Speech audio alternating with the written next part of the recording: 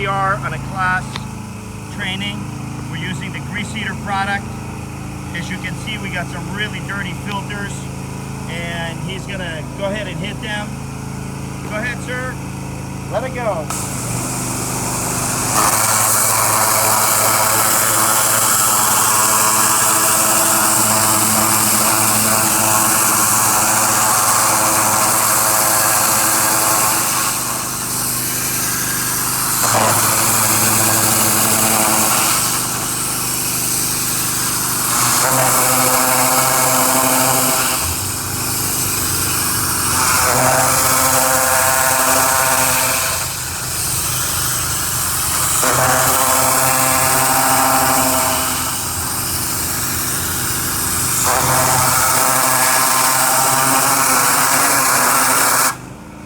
If your chemical is not cleaning like this, then you got to get the Grease Eater, is all I got to say.